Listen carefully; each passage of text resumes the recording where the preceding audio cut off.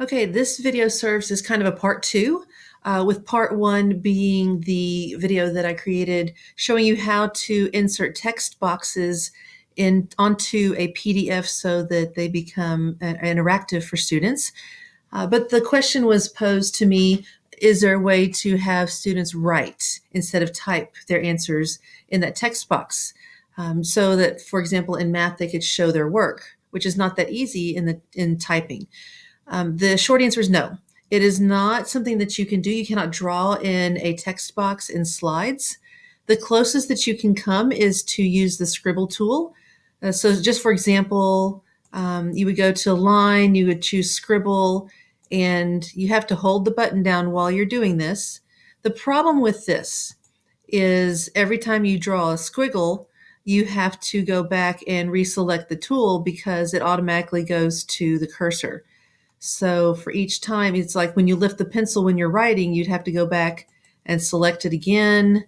Even something as simple as doing a plus sign is going to take two tries to do.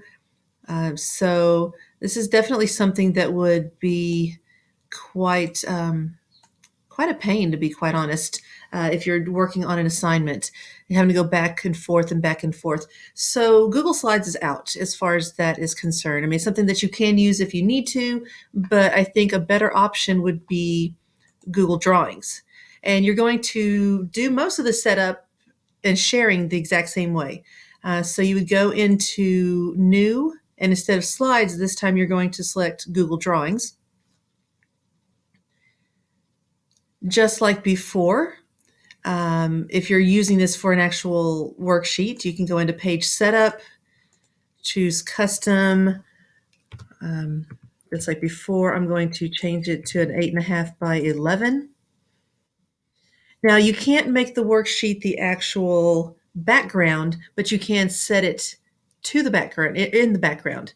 So I'm just going to go to Insert Image, Upload from the computer. There's my worksheet still in there. And, since you're not using this as a worksheet, they're turning it in online, maybe you don't mind getting rid of that top portion where their name would be located. So you can crop that off and you can enlarge your worksheet just a little bit more, give them a little more space to work.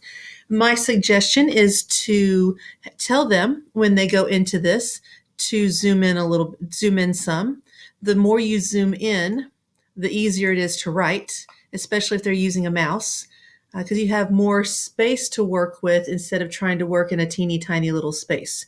So just like you might have done in slides, you would go up to the select line, choose scribble, but this time you don't have to reselect every time you pick up your pencil. You just continue going.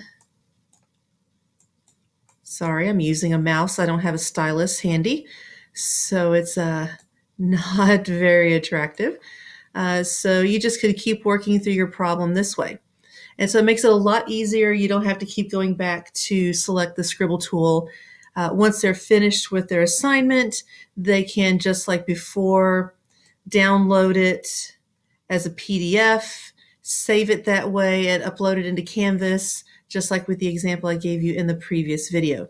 Now, how do you share this? Again, just the same. You're going to go to Share. I didn't give it a name. We're just going to call it Untitled Drawing.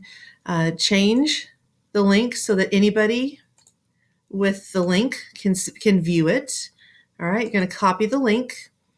And then when you go into Canvas or whatever, you're going to do just the same thing as before. Maybe I want to make the link right here. So I select that, go to External Links, paste. But again, before you click on Done, you're going to delete the last part after Edit, or including Edit, change that to Copy, and you are done. And that way, when they click on that link, it's going to make a copy for them, and that's the one that they can work in for you. Just remember, suggest to them that they zoom in so that they are working in a smaller space, but therefore it gives them more room to work in.